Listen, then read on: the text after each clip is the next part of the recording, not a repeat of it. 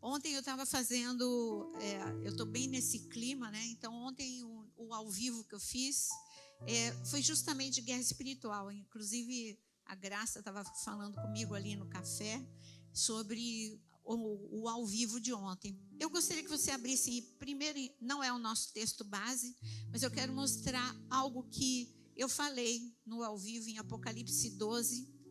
O nosso texto base vai ser outro, mas Apocalipse capítulo 12, Deus mostra que essa guerra ela começou lá no céu.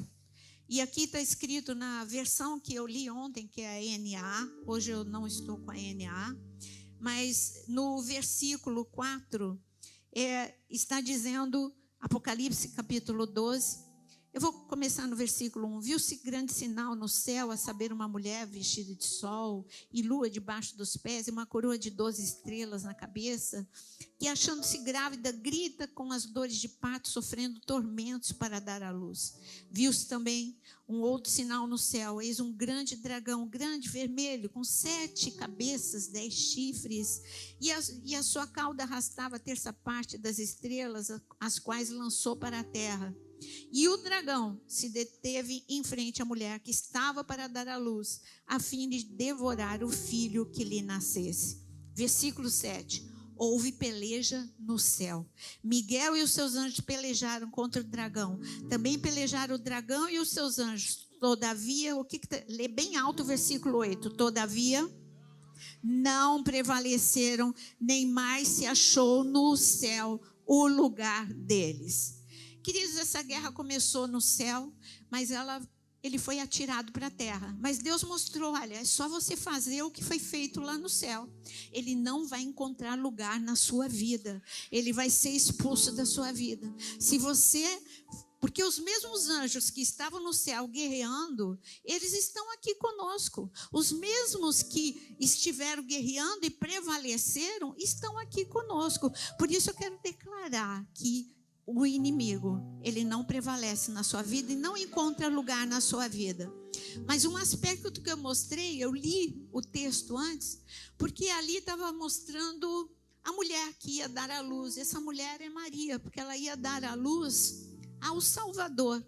E houve guerra para que ela abortasse, por isso que ela saiu, ela teve o censo, ela teve que sair e andar em cima de um burro, né? Cavalgar em cima de um burro, mais de 100 quilômetros, ela grávida de 9 meses, já era para a criança ter sido abortada ali. E depois não tinha lugar na estrebaria, não tinha lugar na hospedaria, foi para a estrebaria, já era outra situação de ameaça de morte. Mas em todas as situações, Deus esteve presente. Ali, por que o dragão estava ali? Para resistir, porque ela estava para dar à luz a um grande projeto de Deus. E eu quero te dar uma notícia. Se você tem sido resistido, é porque você está para dar à luz a um grande projeto de Deus. Mas do mesmo jeito que Maria e José não recuaram, não tem problema, Deus falou que vai nascer, vai nascer. Eles não falaram, estou morrendo de medo, estou desesperado, vai acontecer. José, você não vê um relato nos evangelhos, José arrancando os cabelos, e agora não tem parteira, o que vai acontecer? Ele só tinha uma certeza, vai acontecer, essa criança vai nascer, porque Deus está conosco, Deus está contigo. Você pode falar bem alto, Deus está comigo. E porque Deus está contigo, você vai dar à luz a este grande projeto. Ou seja, qual é o grande projeto que você tem gerado em oração? Você tem orado pela sua família? É isso que vai vir à luz. Você tem orado pelas suas finanças? É isso que vai vir à luz. Você tem orado porque você está enfermo? É a cura que vai vir à luz. Então, o grande projeto de Deus virá à luz em nome de Jesus. Amém? Mas o nosso texto base é 2 Crônicas, capítulo 20. Uma guerra tão conhecida, acho que é um dos textos mais conhecidos de guerra espiritual, e aqui não era espiritual, era uma guerra de fato, e que Josafá enfrentou e toda a nação de Israel. E em 2 Crônicas, capítulo 20, ele tem uma notícia, o rei Josafá. O rei Josafá era um homem de Deus, ele buscava Deus. Mas, de repente, no versículo 1, ele recebe uma notícia. A notícia é a seguinte, veja só, não é das melhores. Depois disso, os filhos de Moabe, os filhos de Amon, com alguns dos meunitas, vieram à peleja contra Josafá. Aqui já é um horror. Foram 3 frentes de problema. Não bastava, podia ter sido só a Moabe, né? Podia ter sido só Amon. Podia ter sido só um, mas não. Você já reparou que quando vem problema, nunca vem um sozinho?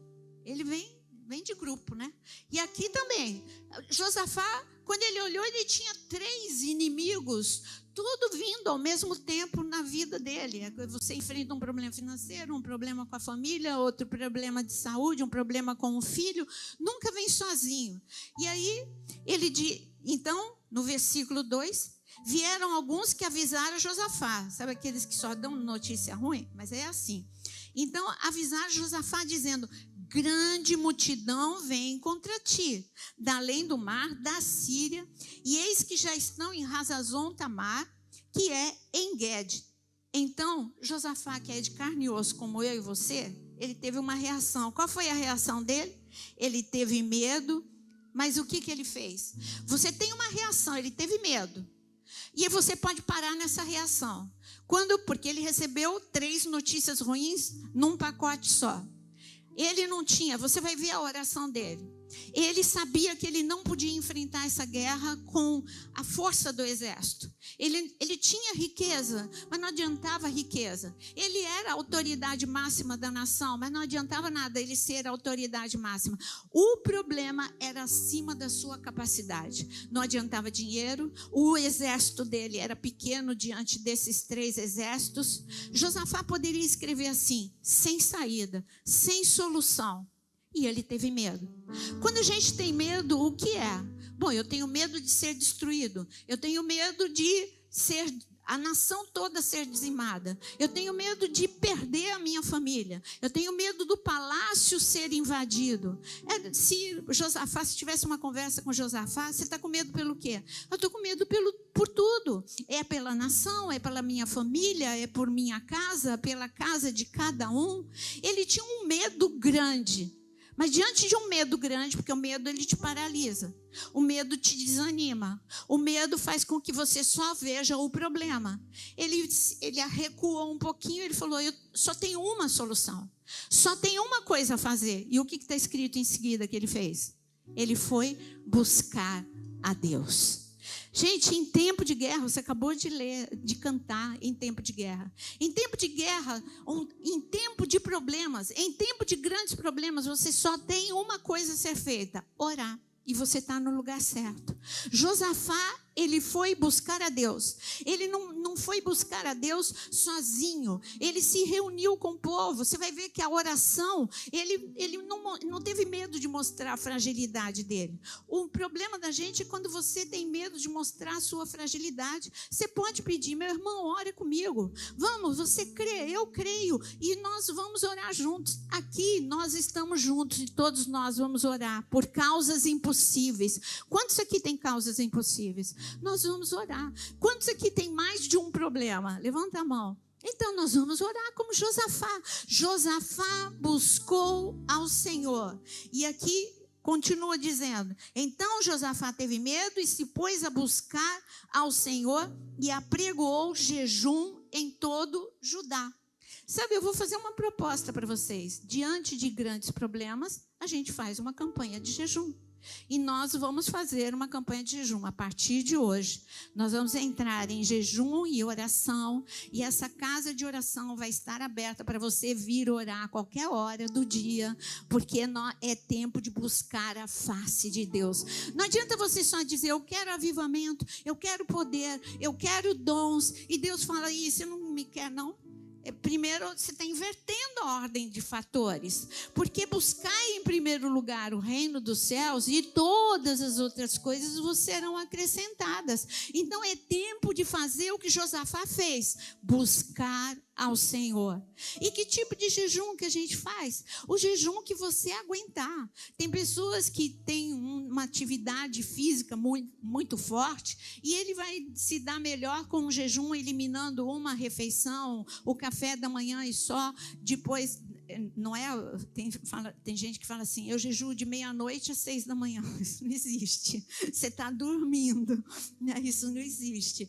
E você pula o café da manhã, você tira uma refeição pelo menos, querido. Ou você faz jejum de líquido, qualquer jejum. Mas é o fato, não é só o deixar de comer, mas é você consagrar um tempo maior para Deus, naquele tempo em que você estaria comendo. Bom, mas vamos ver Josafá. Josafá, ele faz uma oração.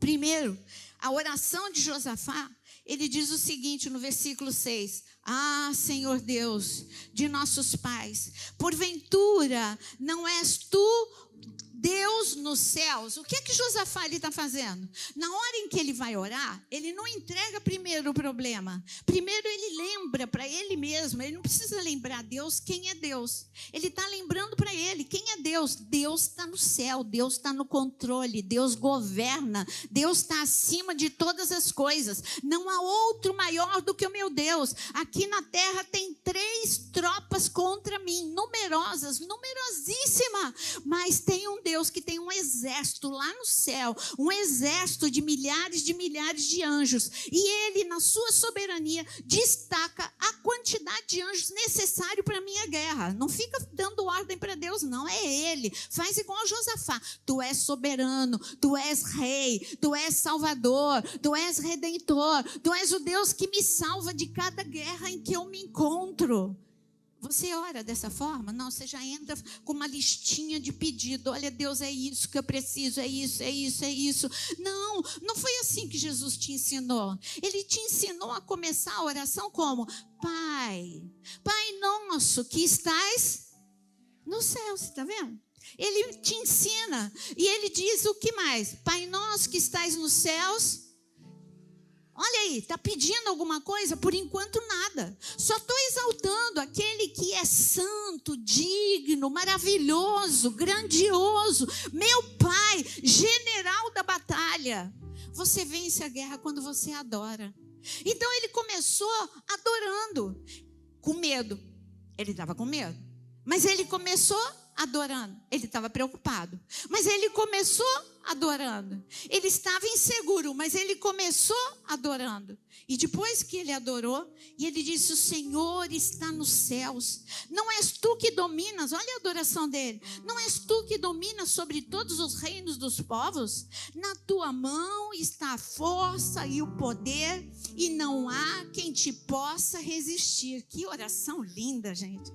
Josafá está com medo. Josafá tem 3 problemas. Mas Josafá só lembra uma coisa: eu preciso adorar. Então levanta a tua mão e faz como Josafá. Adora a Deus. Fala para ele o que imita. Sabe, pega as palavras de Josafá, se está faltando para você. Vamos falar todo mundo junto. Senhor, na tua mão está a força e o poder, e não há quem te possa resistir. Quem pode resistir? A crise financeira pode resistir ao meu Deus? A enfermidade pode resistir ao meu Deus?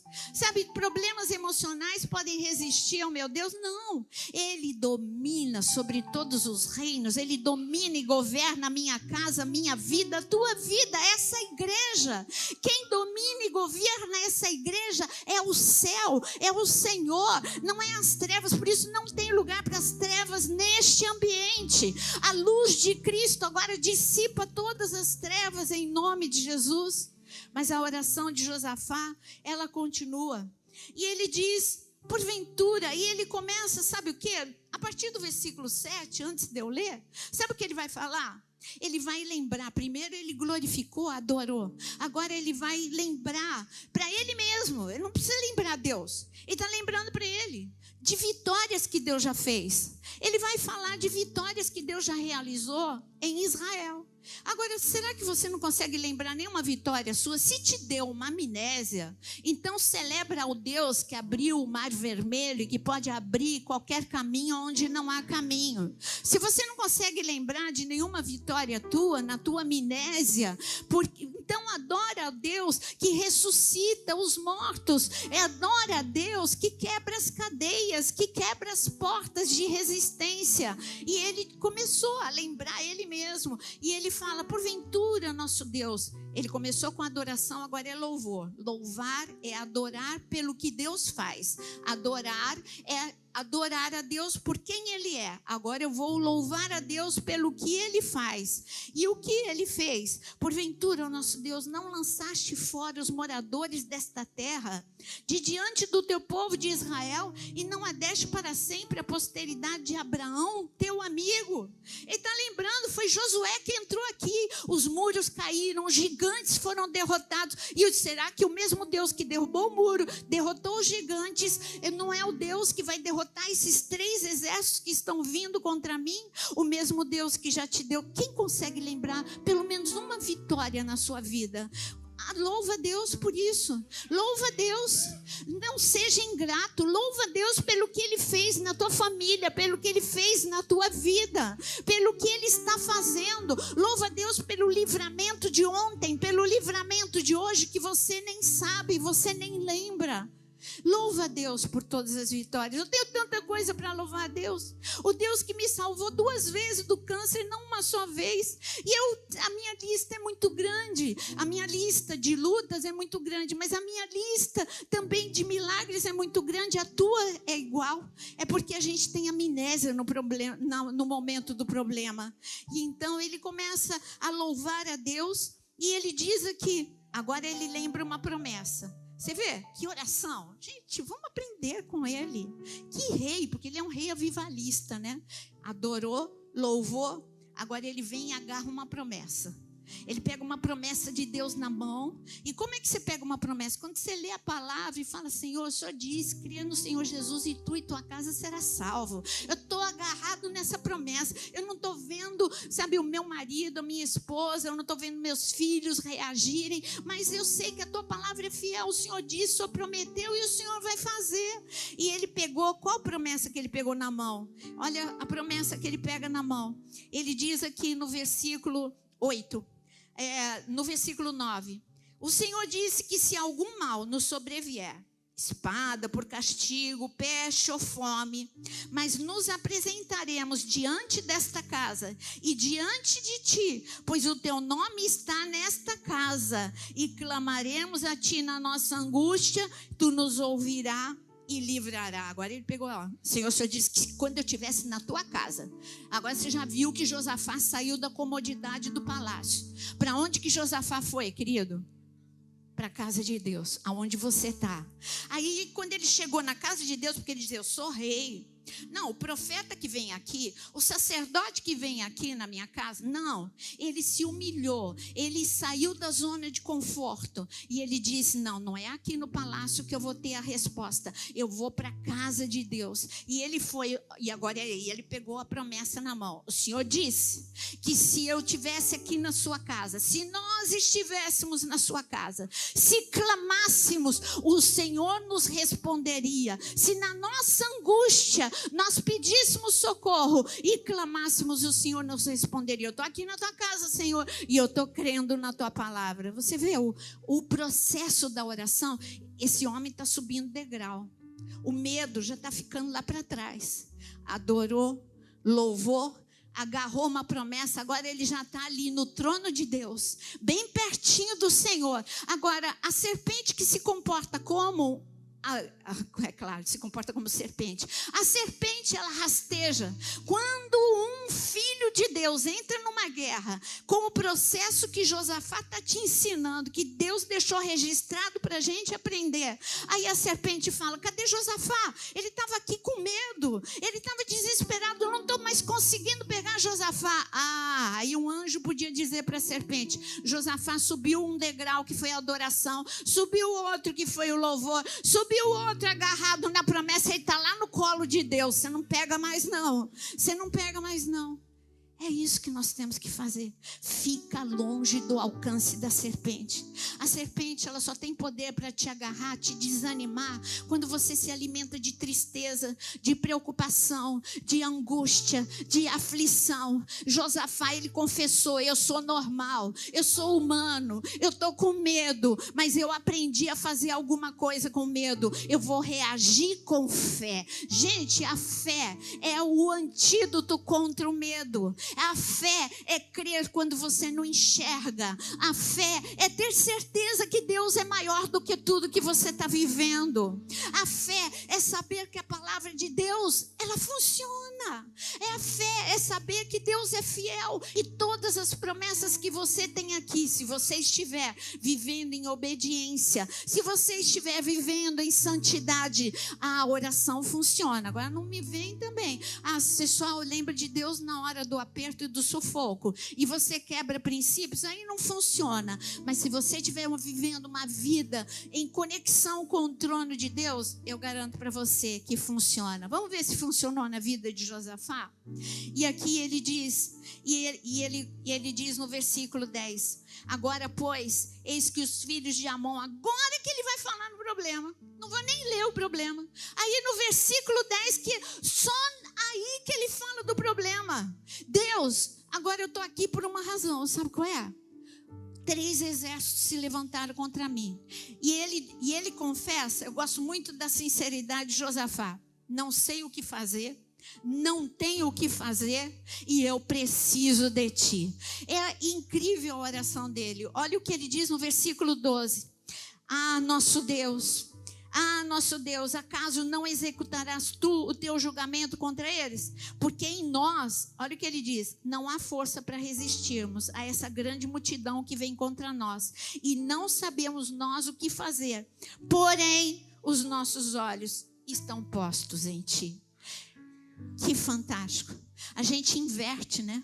A gente já chega com um problema. Então eu queria te convidar a ficar em pé, para a gente fazer uma oração de Josafá. E aliás, eu queria convidar o grupo aqui de louvor, porque hoje é guerra, a gente precisa estar junto, porque principalmente aqui em 2 Crônicas, capítulo 20, os levitas exercem um papel essencial.